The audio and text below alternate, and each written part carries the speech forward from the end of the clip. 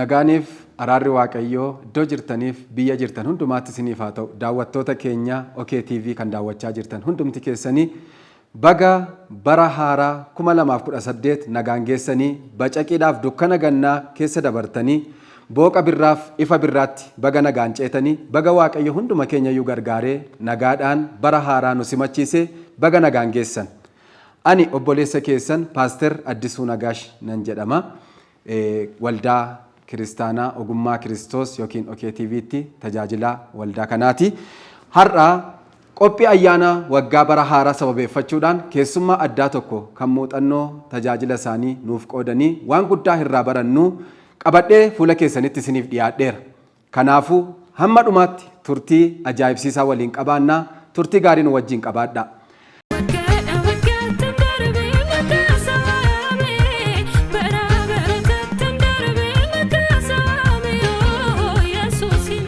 Tole, mee of ibsaatii keessummaan keenya hundumaa dura baga nagaadhaan geessan isinillee. Baga waliin geenye. Ayyaanni kun hunduma keenyaaf ayyaana gaariif ayyaana gammachuu nuuf haa ta'u. Mee of ibsaa isin eenyudha? Mee waa'ee ofii keessanirraa kaanee isattaa nutti dhufna. Hunduma dura Waaqayyoon abbaa keenya isa eegee geggeessee baratti bara nuu dabalee kunu amma immoo bara 2018 nu ga'ee guddaan galateeffannaa maqaan Waaqayyoo haa eebbifamu. Waaqayyo waan baay'ee keessa dabarsee nu fide bara hamaa kana keessa dabarsee nu fide.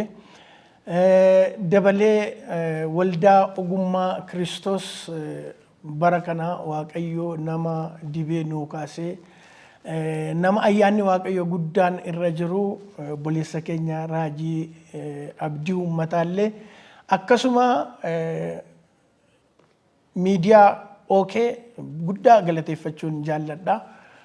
Bara kana waldaan ogummaa Kiristoos caalaadhumatti miidiyaan OK waggaa tokko utuu hin guutin addunyaa irratti hojii bal'aa inni hojjete baay'ee na gammachiisa. Anis tajaajilaa waldaa ogummaa Kiristoos ta'uu kootiif baay'ee guddaa nan gammada. Maqaan koollee Paaster Addisuun akkuma jedhee Paaster Imruu Hundeessaan jedhama. Maqaa kana maqaa baay'ee keessa daddarbeen dhufee maqaa dhumaa kana paasterummaa kanaan waamamee wangeelaawwii ta'ee bara baay'ee tureera. Ajajaa dhibbaas ta'ee ajajaa kumaas ta'ee kana hundumaa keessaa lafa nan millinne ba'een dhufee har'a fuula keessan dura taa'ee yeroo nan Waaqayyoon galateeffadhu hojii Waaqayyoo dubbadhu guddaa gammachuu guddaatu natti dhaga'ama. Ani lixa Wallaggaatti dhaladhe. Lixa Wallaggaa aanaa mana sibuu maqaan addaa waankii gabaa facaasaa kan jedhamu naannoo mandii jechuudha. Abbaa koo Hundeessaa Reerii haadha koo Dabalee Waggaarraa bara 1953 dhaladhe. Gara waggaa 64 tureera jechuudha. Ganna 6 ol tureera. Bara kana hundumaa keessatti isa eegee geggeessee har'aan nu ga'e Waaqayyoon guddaa nan galateeffadha. Miidiyaa OK kan ilaaltan hundumtillee baga ayyaana bara 2018 isin ga'e baga walii wajjin geenye isiniin jechuun jaalladha. Eebbifamaa galatooma. Baay'ee Waaqayyoo isin haa eebbisu eebbifamaa jenna.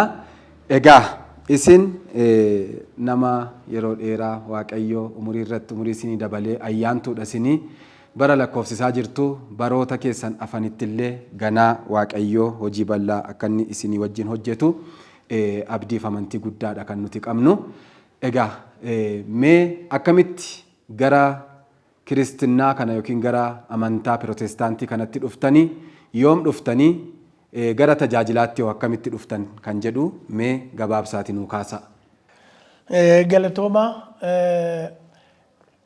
naannoo man dhaladhee naannoo waankiitti mana barumsaa sadarkaa jalqabaa baradhee mandiitti immoo sadarkaa lammaffaa haayiskuulii koo 11-12 najjootti baradheen fixee yeroo man dhaladhee maatiin koo maatii kiristiyaanaa turanii.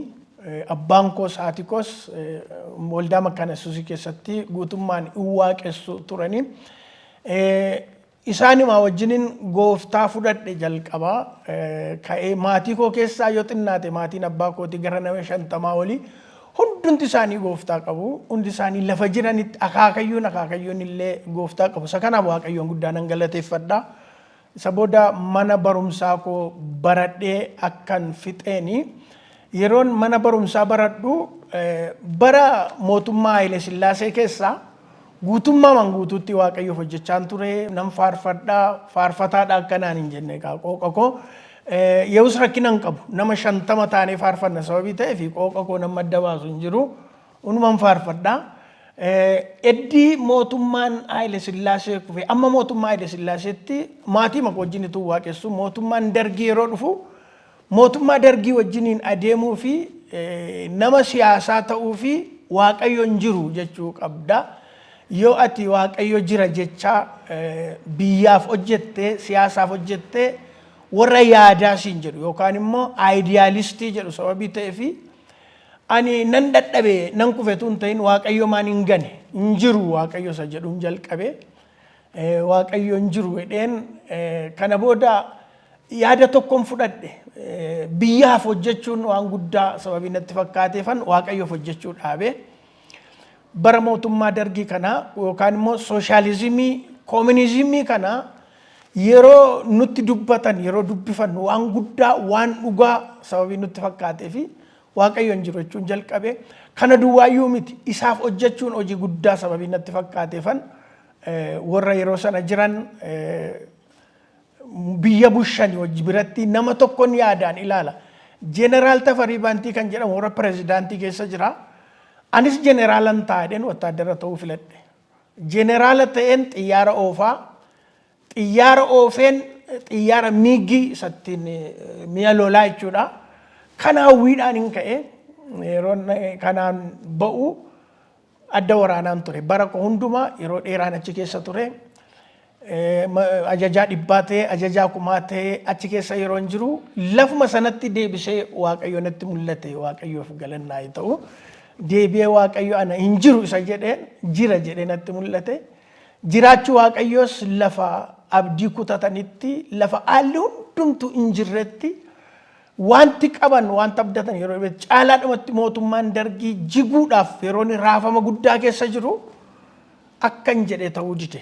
Kan Waaqayyoon jiru jedhee dhufe ta'uu dide jalqaba Waaqayyoon dhaga'uun koo gaariidha sababii ta'eef deebiseen qalbii koo jijjiirradhe.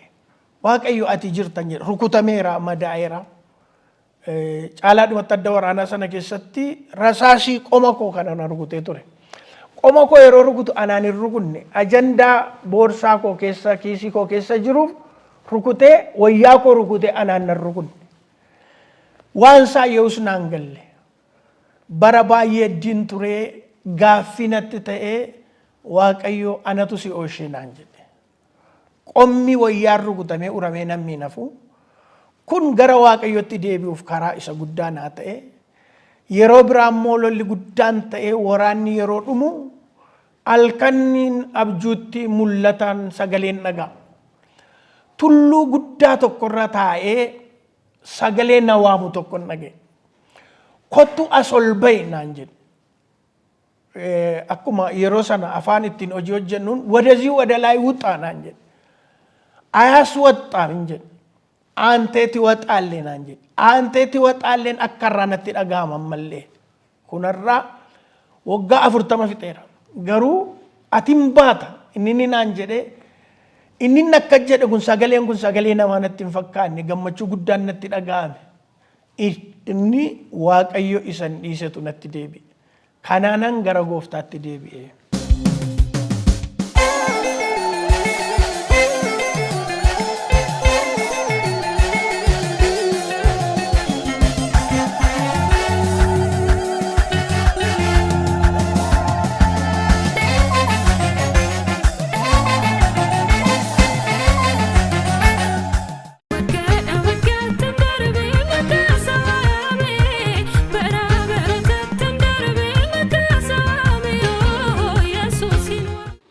Baay'ee dinqiidha.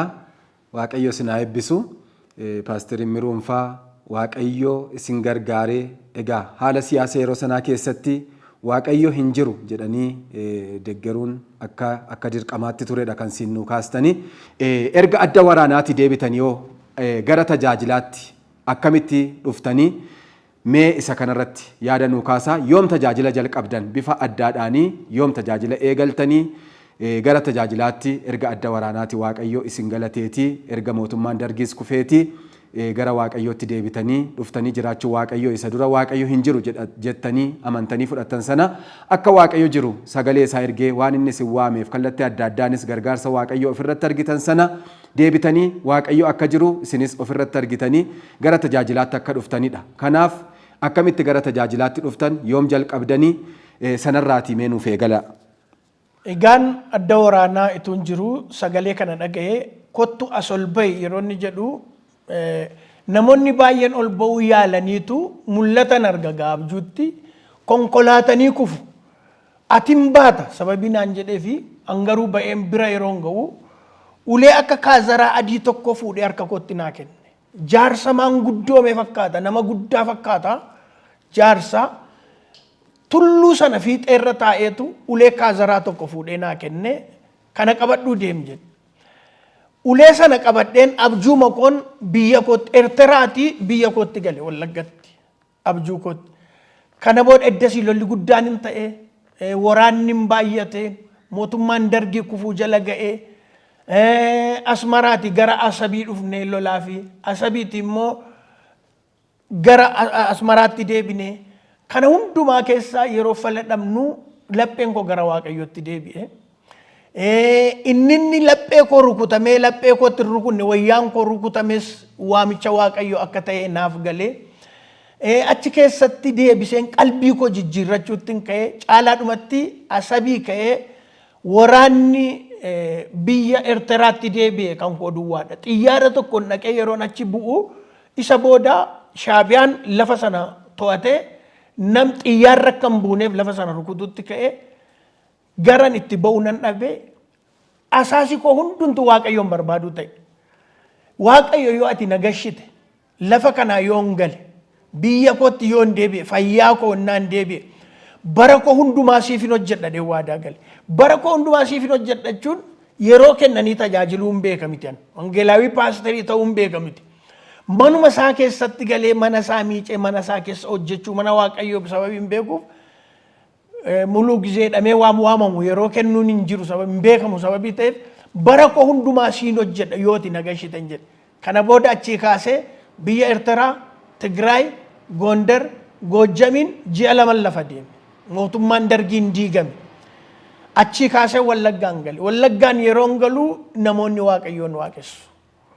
Waldaan muluu wangeelii dhufee biyya fudhatee mana hundumaa keessaa hin waaqessu hin faarfatu maatiin koos obbolaan koos hin waaqessu keessumaa immoo abbaan koo durumaa kaasee waldaa Makkaana Yesuus ture sababii ta'eef muluu wangeelii fi Makkaana Yesuus olii isaa hin beeku inni jaarsa sababii ta'eef kottaa mana kootti waaqessaa jedhee waame mana isaatti mana keenya keessa yeroo naqu mana keenya keessatti hin waaqessu ituunan waldaan naqinan matsaafa dubbisuutti ka'e. Anaaf kan naa galu dubbisanii fixuunse. Wangeela Maatiyoosii kaasee amma mul'ataatti mana taa'een dubbisee fixe. Yeroo matsaafa dubbisu sigaaraa nan xuuxaa, caatii nan qamaa, dhugaatii nan hin dhunne hin jiru, dhugaatii nan dhugaa. Kana hundumaa keessan jira yeroo wangeela dubbisu. Dubbisee raadheen ammas natti mi'aayennaa nan irra deebi'e. Ituma matsaafa dubbisuun sigaaraas nan dhiise. Sigaaraa yoo lafa kaa'ee fuudhee qabsiifachuun irraanfadha. Caatii yoo jiraatee fuudhee qama'uun irraanfadha. Dhugaatiis nan irraanfadha. Ituma jedhuun jilbeenfadhee kadhachuutti ka'ee dhufanii dhugaa naa bahu. Caalamatti buleettiin koo isheen dhumaa mana sana keessa mana keenya keessa Tsaayi jedhamti isheetu gashee isheen waraqata xiqsiifaa xaaftee fiddee naa laatti san fuudhee dubbisa. Yeroon dubbisu naa gale matsaafa fuudheen dubbisuutti ka'e ofii koof. Fuudhee nan dubbisee nan fixee nan dhaqanis waldaa muluu wangeelii jalqabee jira. Waldaa muluu wangeeliin dhaqee waaqessuutti ka'ee yeroon naquu hin faarfatu hin waaqessu macaafi nan dubbisee isuman dubbise fakkaatan isaan jedhan. Isa booda dhiisuudhaaf kanan danda'u suusii koo duraa hundumaa dhiisuuf kanan danda'u matsaafa isan dubbise kana eddii ta'e isaan ijji waaqessuu naa wayyadee isaan ijji waaqesse macaafan dubbise. Itun macaafa dubbisu waamichi anaaf adda ta'ee naa dhufe ergaa gara warra Galaatiyaa boqonnaa tokko lakkoofsa 16 irratti yeroon dubbisu karaa koo ilma isaa ibsuu jaallate jedha. ልጁን በእኔ ሁኔታ ሊገልጽ በወደደ ጊዜ ከደምና ከስጋ ጋር አልተመካከርኩም ጳውሎስ አተምቲን አለ ነማ ከሰ ሙጫሳ ሙሊሰ ዋቀዮ ጀዴን ኢቱመን ዱብሱም ቦይ አናኒስ አከና ጎዳላ አይዴ ነው ልጁን በእኔ ሁኔታ ሊገልጥ በወደደ ጊዜ ከደምና ከስጋ ጋር ልጁን በእኔ ሁኔታ እንጀዱ ለጴኮ ከሳ አማማትነት ደጋ ሙጫሳ ኢልመሳ አሉ መኮ ከና ሙሊሱ ጃለተ ጀ achuma dhaabadheen boo'een anaanis mucaa kee haaluma koo kanaan mul'isi jedheen kadhadhe. Kun waamicha isa tokko naa ta'e natti dhaga'ame. Ammas ituun dubbisuu wangeela Yohaannis keessaa waa'ee Phexroosii na jaallattaa yeroo inni jedhu akkan si jaalladhu ati iyyuu beekta yeroo inni jedhu ituu ana ta'e sin jaalladhan jedhan immoo sin jaalladhan jedha. Kanaan matsaafa nan dubbise ituun dubbisuu mul'ata Yohaannis boqonnaa 4 lakkoofsa 1 kaasee mul'ata Yohaannis boqonnaa 1 lakkoofsa 1 kaasee yeroon dubbisu as gara kootti ol ba'i kana booda waan ta'uuf jiruun sitti agarsiisaa jedha. Lakka inni baraa Eertiraa keessatti as gara kootti ol ba'i naan jedhe Waaqayyoodha. Waaqayyoof galannaa ta'u. Isa bara sanaa waggaa hedduu booda yeroo matsaafa dubbisu as gara kootti ol ba'i kana booda waan ta'uuf jiruun sitti agarsiisaa yeroo inni jedhu Waaqayyo akka inni na waame nan bare anis hojii Waaqayyo hojjechuutti ka'e bara 2083 gara biyyaatti deebi'ee mootummaan dargii kufe 83 kana waaqessuun jalqabe 84 yeroo koon kenne Waaqayyoon tajaajiluun jalqabe. Yeroon koon kenneen tajaajilachuun kadhatuman kadhadha fa'i maleessa wangeela lallabuu jalqabe miti garuu hojii gara biraan hojjetu. Caalaadhumatti wanti mudannoo guddaan ture an waraana dargii keessaa sababiin dhufeef qawwee nan baadha kilaashii nama biraa fuudheen ergifadheen baadha kilaashiin baadhu kana lakkoomsa isaa namoonni beekanii waraanatti manii loltuu dargii leenjisaa jila jedhanii waldaanan keessatti waaqessu sababii koo dhufanii marsanii qawwee nurratti dhukaasanii qabanii nu hidhan mana hidhaa keessa dhannee bullee dhuguma qawwee nan baadha qawween sun garuu an leenjiin waraanatti leenjisatuun ta'in ofii kootiyyuu leenjifamaan jira Kiristoos na qabe yeroo qabanii dhaqanii nu hidhan nama kiyaa nama 18 filanii namni 18 farramanii akka nuyi duunuuf guyyaa borii baafamanii ajjeefaman jedhanii murteessan teenyee du'atu eeggannu barreessaa qaba nama qarshii qabu qaba jarri kun warri nurratti murteessan liqamanbarii qabu abbaan marcumaa jira barreessaan jira dhaqeeti abbaan marcuma liqamanbariin sun walitti qabaan sun dhaqee maqaa koo kee asarrasi ijoolleen kun yoo duute inni kaan eessuma kooti inni kaan mucaa kooti fira kooti jedheen doogayii dhaqamoo ankoo sarrasi jedhe inni walitti qabaan kansaa sarrasee inni barreessaanis ani immoo firan qabuu reedhee sarrase isa booda nama 18 nama 16 feeroo dhaqanii walitti qabamanii isaan dhiisanii roodhan isin ofii keessanii fira qabdu nu immoo fira keenya miti ijoolleen yoo duute firan hin dhannu ilaala akkatti Waaqayyo gidduu galu Waaqayyoof galannaa ta'u du'a nutti murtaa'e afaan isaanii gargar ba'e ani immoo fira koomini ani immoo fira koomiti jedhanii yaa'anii gannu dhiisanii wangeela bilisummaatti lallabuu jalqabne manniidhaa inni jalqabaa mudannoo jalqabaa achitti akka itti nu mudate gooftaa Yesuusiin tajaajiluun jalqabee bara sanaa kaasee yeroo ko hundumaa nan kenne waldaan kiristaanaas na qabdee baraa hedduu keessaa sulula Abbayyaa kun ituu nu nafin iddoo hundumaa deemeen wangeela lallabaa achii ka'een baraa keessaa oollee bullee lafa hundumaatti warra gumsuu kilil 6 kana keessa hin dhanna achitti immoo ammas qabanii na hidhan qoncoo sirba Abbayyaa iddoo jedhamutti yeroo jalqabaaf achitti naqee wangeela jalqabee yeroon achitti wangeela lallabu ajajaan 11 qabee na hidhe mana hidhaa keessan taa'e mana hidhaa keessatuun taa'u namoonni busaan qabee dhukkuffatanii achi keessa jiru namni lama achuma taa'een harka koorra kaa'e Lachuun isaanii fayyanii ka'anii ta'an. Isa booda gaaffiin mana hidhaa sana keessa guute. Hundumtuu ol gaafatanii akkamittiin ka'edhanii ajajaan kudhanii inni na hidhee dhufee akkamittiin kaaftennaan waaqayyoon hin kadhadhee fi hin fayyiseen jedhe. Kottu gadi na bahedhee namicha sana eegu waardiyyaan inni wattaaddara ajajaa kudhanii miti. Maaliif ol gashite namicha kana alatti eeginsi hin jedhe mini ittiin jedhe. Alatti ati hedduu ambana keessatti hin eegadanii ol lolan. Maaliif mana alatti eega? Eddinatti fidde mana keessatti hin eega. Alatti immoo ati eegadanii ol lolan. Bayyadanii na baasanii mana hidhaa sana keessaan bahe. Guyyaa sanaa kaasee lafa sanatti waldaan hin jalqabee hin babal'atee namichi sun akkanaan jedhe ajajaan kudhanii. Lammaffaa iji koo lafa sana keessatti sirba abbayyaa kana keessatti sin argin jennaan. Ishi iji keenan argin hin jedhe. Naa baartaa lakkisitu jedhe malee natu jedhe hin jedhe. Gaafa ji'a tokko amantoonni achi gara nama 30 ta'anii deebi'eeroon naqu eeraqe namichi ennaan hojiirraa ari'anii jedhan. Lammaffaan an agarre namichi lafa sana waldaan guddatee axibiyaa ta'e hojjettoonni baay'een ka'anii abbayyaan ce'anii amma Goojjamitti wangeela lallabuu jalqabanii kasittiinan gara gooftaa dhufee wangeela lallabuu jalqabe. Tole egaa Waaqayyo karaa hundumaa gargaaree gara biyyaatti isin deebisee gara maatiitti isin deebisee isinis maatii wajjin waaqeffachuu achumarraan immoo wangeela dubbifachuu achumarraan gara hojii Waaqayyootti seentanii jirtu.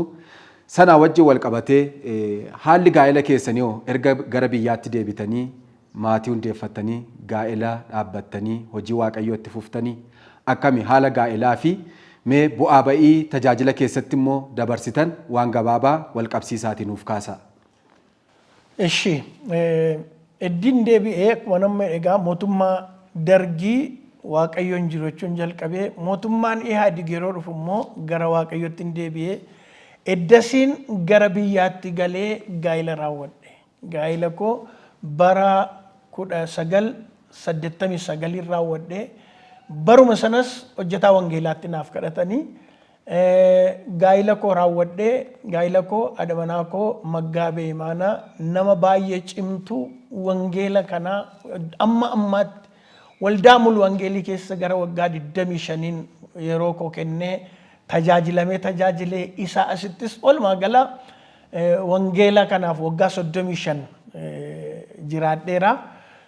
Amma kanatti Waaqayyo na gargaareera. Kana keessatti bakka gargaartuu cimtuu kan naa taate adamanaa koo Maggaabee Imaanaa nama kadhataa nama simachuu jaallattu hojjettoota Waaqayyo hundumaa tajaajiltoonni waldaa keenya biyya keenya dhufan hundumaa nama dandeessee keessummeessitutti dabalee ijoolleen qabaa ijoollee dhiiraa 2 qabaa. Ijoolleen dhiiraa inni hangafi Biruuk Immiroo jedhama. Hojii mataa isaatii hojjeta hojii bal'aa qaba hojii booleerraa qaban hojii inni lammaffaa Kakuu Immiroo jedhama inni immoo Waaqayyo gargaaree gara biyya Eurooppii jira. Ijoolleen koo lachuu ijoollee jajjabduu ijoollee beekumsattis barumsattis karaa hundumaa ijoollee akka nama 10ti ijoollee nama salphaa miti. Baay'een Waaqayyoon galateeffadha. Kennaa koo kaasaa godhee kan Waaqayyo naa kennee adamanaa koo fi ijoollee kooti. Ijoollee koorraas abdii guddaan qaba. Waaqayyoon hin waaqessu, hojii Waaqayyoo hin hojjetu. Kanaaf aayillee gaa'ela kootii isa kana ijoollee 2 qaba jechuudha.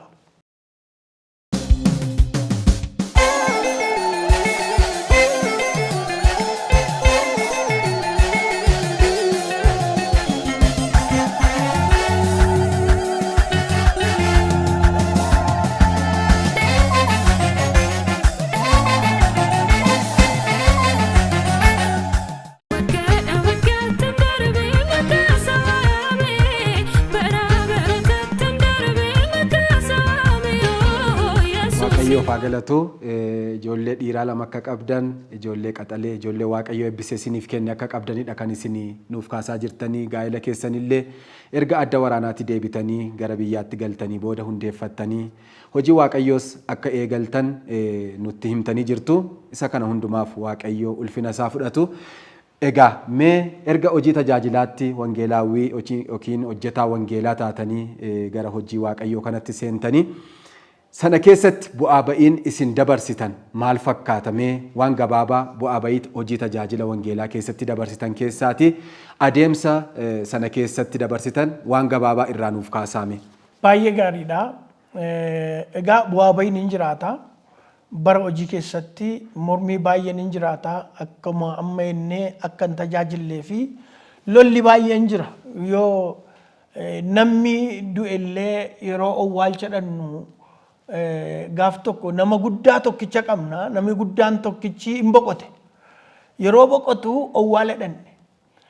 Owwaala yeroo dhannu lafa owwaalaan gaanii boolla qotanii raatanii an dhaabadheen lallabaa reeffa geggeessaa karaa bureen bukkeedhaan dhufanii ammaaf ammatti lallaba kana dhaabii namni kun gadi ba'ee owwaalamu yoo ta'u baate bokkaan corroqa kanatti roobnaan akka beettan gootu sin dhiifnee gallaadhaan. Nummoo ijoollee duwwaadha namni nama owwaaluu beeku hin jiru. Anis nama hin owwaallami tadda waraanaati. Ganneema deemna malee nama du'aanan argaa hin owwaallu seera owwaalchaan beeku. Jedhanii nu sodaachisan dhiifnee galla namni hundumtuu dachaa'ee tajaajila waldaa mul wangeelii kana arguu barbaadu sababii ta'eef ortodoksiinis warri kaanis dacha'anii manatti ol galan lallaba dhaggeeffachuu nan lallaba amma gadi baasinaan jedhan.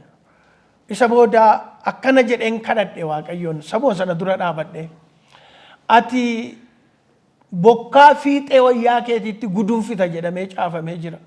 Amma sirni owwaala kanaa owwaalamee raatutti bokkaan kun fiixee wayyaa keetti nuufaa guduunfamu caamaan axumuramu jedheen kadhadhe. Ituma namni ilaalu duumessi lafa ga'e kuni samiitti deebi'e. Namni wangeela lallabee raadhee dhannee owwaalle. Sanbata guddaasaa maatiin lama walii wajjin mari'atanii gara nama 12 ta'anii kun owwaalcha miti sargidha cida malee waldaa kana dhannadhanii ijoollee isaanii fudhatanii amma immoo irraa wayyaatti bishaan sassaabi jedhuu dhageenye jarana maal dhageenya dhani dhufanii hundumtuu dachaanii maatiin lama walii wajjin mari'atanii dhufanii gooftaa fudhatanii owwaalchi gaafasii nama hedduu gara gooftaatti deebise mormiidhaaf ka'ee Waaqayyo gaarummaaf godhe eddasiis akka hidhee bishaan bokkaa deebisee hin beekwanii isa duras hin goone gaafa sana Waaqayyo afaan koo keessa fide Waaqayyo saba sana fayyise. Kanaaf Waaqayyoon guddaan an galateeffadha.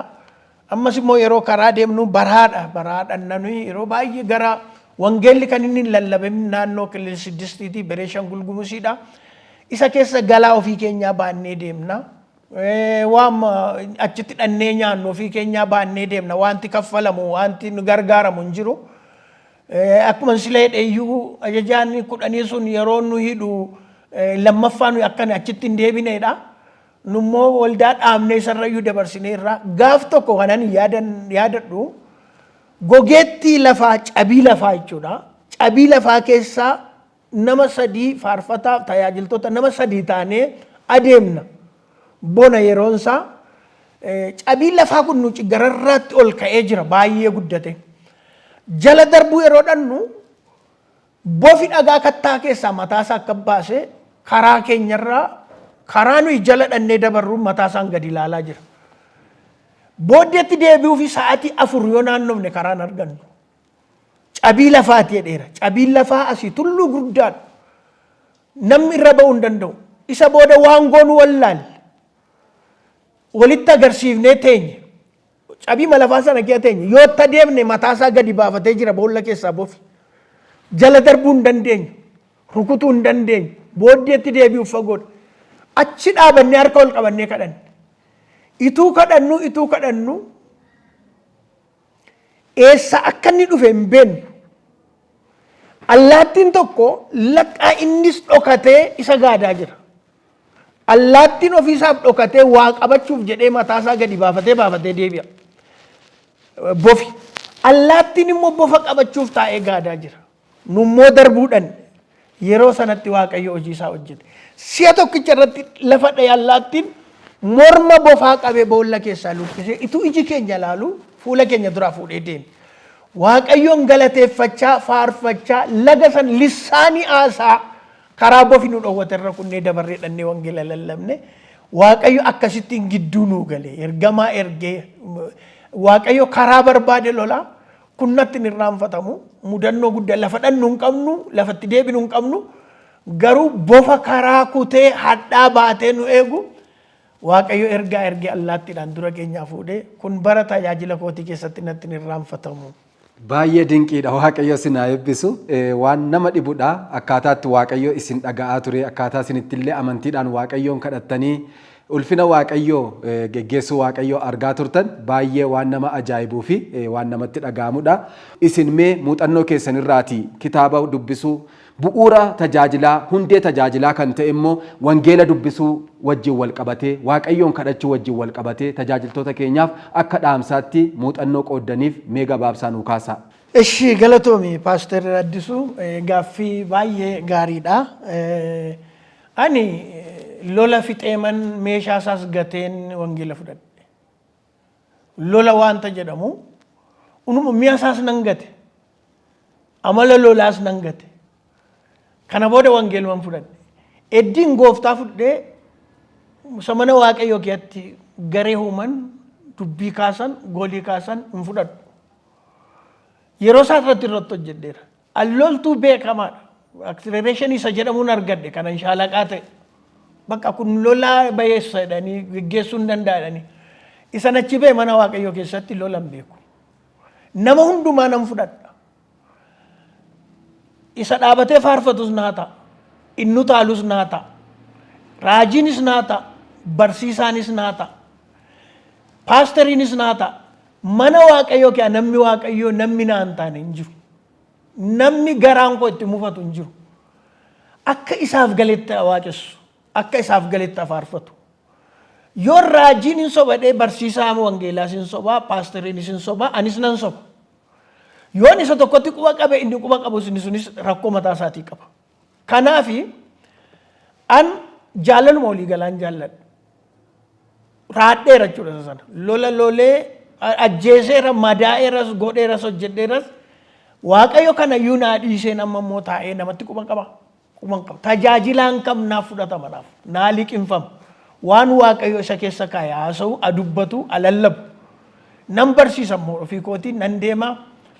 Biyyan am jedheetii kaasee mandiitii kaasee Itoophiyaa keessa baay'ee isaa keessa deemeera. Naannoo hundumaa deemee wangeela lallabeera.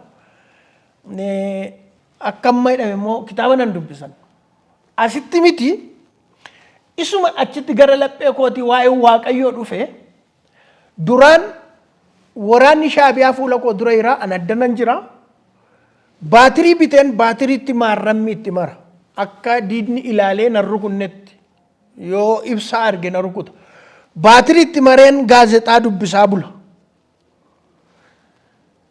Gaazexaa dubbisaa buleen ganama yeroo ol ga'iin jiru yeroo haasaan haasaamu haasaa yeroon haasaa namni yeroo dubbisu hin qabu. An halkaniin dubbisa. Muuxannoon kun gaafan gara waaqayyootti deebi'u kitaabota tokko tokko akkan dubbisuuf na kakaase. Halkan san achitti hin jalqabe. Adda waraanaatti ituu rasaasni narratti dhuka'u halkan yeroo boqonnaa argadhu baatirii bitee baatirii kootti maarrammi carqii itti mareen dubbisaa bulaa waan an barreessu barreessaan bula. Qalbii koos nan jijjiirradha. Sagalee waaqayyoo isheen dur dhaga'ees nan deema. Yoon xalaa barreesse maqaa waaqayyoo waamutti hin ka'e dur maqaa waaqayyoo waamu abiyootiitu kana isinii godhen jedha. Yeroo man waaqayyoon jiru jedhu jecha salphaan jedha miti yan. Dargaggoota yeroo isaan ol ga'ii ta'an isaaniin jeequuf jedheen waaqayyoon jiru yeroo jedhu gidduu isaanii dhaqeen waaqayyotu jiraate walloon immoo biyya wallaggaatti dhaqan beelaanii deemaa jiru. Waaqayyotu jiraate qurxummii lama biddeen ija 5 nama 5,000 dhuguma nyaachise tu Yesuus ta'e walloon maa beellofti nyaachisuun jedha. Gaaffiin koo ittiin jeequuf dhugaa dhadhee namni narraa fudhata.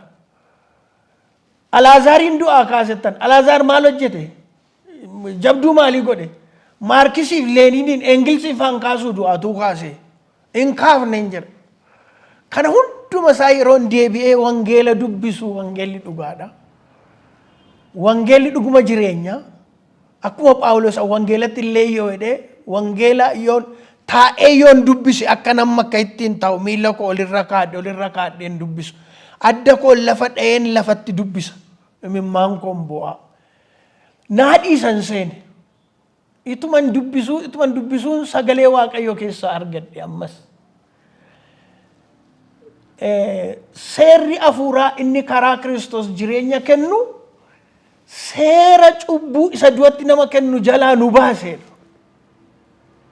Roomaa boqonnaa 8 lakkoofsa 2 seera cubbuu isa du'atti nama kennu jalaa nu baase seerri hafuuraa inni karaa Kiristoos Iyesuus jireenya kennu. Waaw anjalaa baheeran jedhe. Anjalaa bahe an seera cubbuun godhe waaqayyo sanyiin jiru jedhe yoo jalaa baheeran jedhe. Kanaaf nan dubbisa. Oguma kitaaba halkaniif guyyaa nan dubbisa. Ituunan waldaan naqiniin dubbisan jedhe ammas nan dubbisan. Kitaaba naaf hin jiru.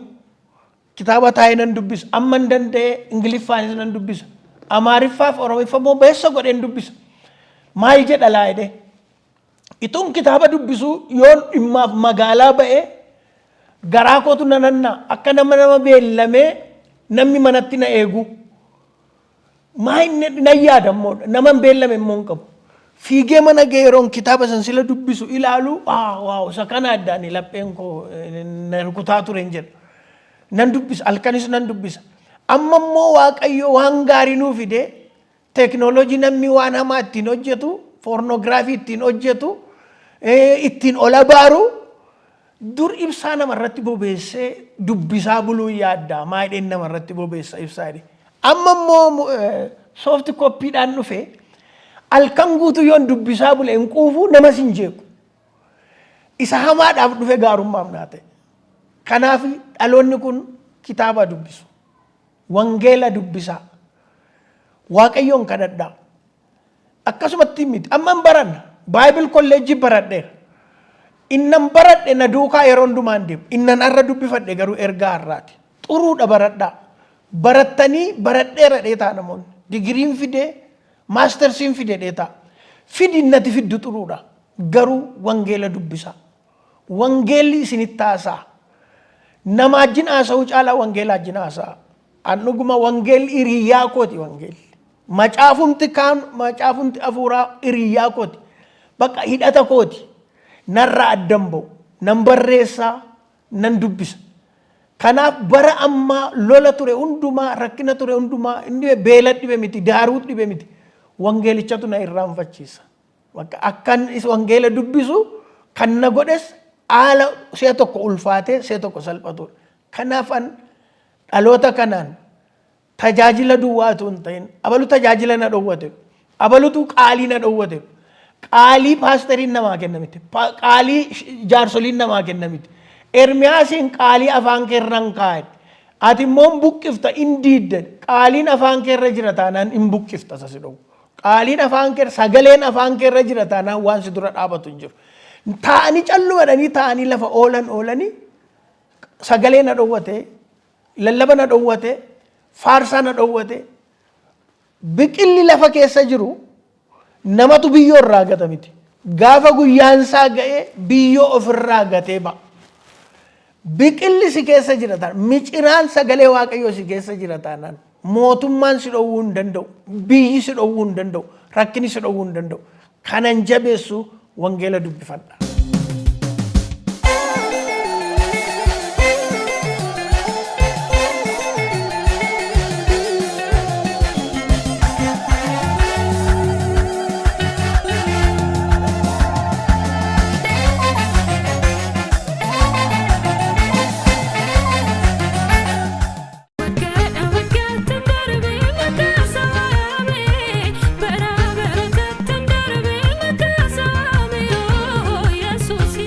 Daawwattoota keenya kabajamoof jaallatamoo turtii waliin taasisaa jirrutti baay'ee akkasiin itti eebbifamaa jirtaniif irraa barachaa jirtan abdii guutuu qabna.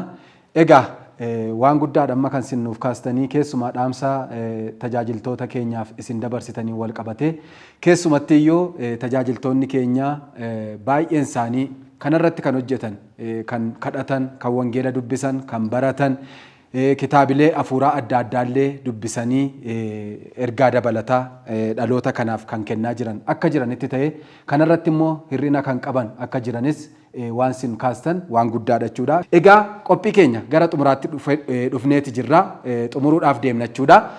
Gara xumuraa kanarratti mee ayyaana bara haaraa kana ilaalchistanii saba keenyaaf amantootaaf waldoota kiristaanaadhaa fi dhaamsaaf ergaa qabdan akkasumallee galateeffachuu kan barbaaddan yoo jiraate carraa isiniifan kennaa paaster Miruunfaa carraa kanaan mee ergaa dhaamsa saba keenyaaf amantoota keenyaaf akkasiin dabarsitan isinin affeera. Waaqayyoof galanna ta'u egaa baay'ee dubbanneerraa waggaa kana barri dhufaa hin darbaa hin dhufa hin darba. Barri dhufee darbu hundumtuu dhufaatii gooftaa Yesuusitti kan inni nu butu. 17-18 yeroo sinnu dhufaatii gooftaa Yesuusitti waggaa tokko sinneerra. Isaaf hin beennuu itti sinneerra. Kanaaf qophaa'uu qabna hundumtuu. Bara kana macaafi qulqulluun akkanadha. Gaa'illi hunduma duratti ulfina qabeessa haa ta'u ciisichi gaa'ilaas hin xureeffamin Waaqayyo warra aleelee fi ejjituutti faraduuf jira jedha. Waaqayyo kana duras faradeera ammayyuu hin dhiifne hin finne jechuudha. Hin dhiifne hin dhiboofne Waaqayyo. Kanaaf gaa'illillee miidhaguu qaba. Hojii Waaqayyo hojjechuudhaaf inni guddaan isa kana. Bara duukaa hin gedderu Waaqayyo. Qulqullummaa Waaqayyo hin gedderamne ammayyuu Waaqayyo qulqulluudha. Ammayyuu mana naafsaaf inni naaf. Ammayyuu gaa'ilaaf inni naaf. Kanaaf dargaggoonni illee tajaajiltoonni illee qulqullummaa kanaatii fi ofii isaanii of kennuutu irra jira. Waan qaroomina duukaa darbeetti fakkaata namootatti. Ammayyummaa duukaa waaqayyummaan hin darbu. Ammayyummaatu dhufee darba malee waaqayyummaan Waaqayyoo itti fufa. Kanaaf hundumtuu kabaja gaa'ilaa, kabaja mana Waaqayyoo, kabaja tajaajilaa qabaachuutu irra jira. Qulqullummaan nu barbaachisa. Hin dhumne. Yeroon isa dabarse hin jiru. Waan hundumtuu hin dhufa hin darba hin dhufa hin darba. Garuu inni dubbiin Waaqayyo afaan Waaqayyoo keessaa bahe hin darbu sababii ta'eef hundumaan kana nan gorsaa jabaadhaan isiniin jedhaa. Abbootiin ijoollee gorsaa, ijoolleen gorsa dhagaa waan beektaniin wal barsiisaa. Walirratti hin ka'inaa, waliin abaarina. Lallabaan ol abaaruun hin ga'a. Faarsaan ol abaaruun hin ga'a. Jechoota garaagaraan ol abaaruun hin ga'a. Maal ta'a innaa ol eebbisne innaa ol kunuunsine. Kanaafi kana jechaa ayyaanni barri 2018 bara eebbaa, bara nagaa, bara ulfinaa, bara badhaadhinaa, bara jaalalaa, bara irraa hafaa jiraachuu isiniif haa ta'u. Sabi hundumtuu barri keessan bara gammachuu isiniif haa ta'u. Maatiin, abbaan, haati gammachuudhaa gammachuutti darbaa barri boo'ichaa haa ga'u. Barri nagaa isiniif haa ta'u. Ammayyuu ifa argaa. Sabi hundumtuu ifa argaa. Jaalalli Waaqayyo abbaa isiniif haa ta'u. Tokkummaan hafuura qulqulluu isiniif haa ta'u. Ayyaanni gooftaa keenya Yesuus Kiristoos isiniif haa ta'u. Kana jechaa waldaa ogummaa Kiristoos baay'een itti gammade, baay'een jaalladhe, waldoota hundumaa dhaqeera tajaajileera. Lallabama wangeelli dhugaadha. Kennaa dinqiif ta'ameen jira. Iddoo kanatti kanan adda godhe garuu baay'ee gammadee kanan waldaa ogummaa Kiristoos keessa lubbuu fayyu. Lubbuun fayyu akkaataa dinqiiti. Waldootan arge hundumaa keessa akka addaatti hin arge kana. Musliima keessaan dhufaa, Ortodoksii keessaan dhufaa, waaqeffataa keessaa hin dhufaa, inni maraatuun hin dhufaa, gooftaa fudhataa. Inni hafuura hamaan hidhaa garaagaraatiin qabamaa irratti daggamame irratti toshatamee dhufee irraa hiikama. Gooftaan fudhadhaedha. Lubbuu fayyuu caalaa an gammachuun qabu. Gammachuun koo inni guddaan lubbuun fayyuudha. Maaliif iddoo kana jaallatte waldaa kana jaallatte yeroo dhabu guyyaa facaasaa sagantaan jira. Sagantaa fayyinaa bal'aatu jira. Guyyaa kamisaa sagantaatu jira. Sanbata guddaa sagantaatu jira. Nama 40-50tu fayya iddoo garaagaraati. Warri diraagii, warri xuuxan, warri dhugan, warri machaa karaarraa dhufan dhiyaa dhufte ituman darbuun as gore jedhu. Waaqayyo waamicha godhaaf jechuudha. Waaqayyo mararteedhaan akkaataan itti waamutu jira. Kanaafi lubbuu fayyuudhaan kanaan garaan koo baay'ee itti na gammadu lubbuu salphaa miti. Amma nama 157 hin fayya. Ji'atti akka kanatti gooftaa fudhata namni dhufe. Isa kana gammachuun koo ani immoo wangeela dubbachuun jaalladha. Dubbisuu duwwaa miti dubbachuun jaalladha. Dubbachuufin gurra argadhe waldaa kana keessatti gurra dhaga'uun argadhe. Gurra lubbuun fayye kuni wangeela nyaata kanatti fufuu qaba. Itti jiraachuu qaba. Dhaga'ee galuu miti. Kanaaf hojiin achi keessatti hojjetamu hojii ajaa'ibsiisaadha. fayyina namaa dinqiif ta'ammirii du'aam dinqiif ta'ammiriin ta'e lubbuu waamee mootummaa waaqayyootiif qopheesseera. Amma ammaatti hojjechaa dhufnee ammas hojjechaa jirra. Kanaaf hojii hojjetamu kanaaf waaqayyoon guddaa galateeffanna. Tajaajiltoota waldaa kana keessa jiranillee akkasuma obboleessa keenya Raajii Abdii Uummataa nama waaqayyo bara keenyaaf dhaloota keenyaaf kaasee afaan guutee ija guutee nan dubbadhaa dhaga'eera. Tajaajila namoota baay'ee argeera.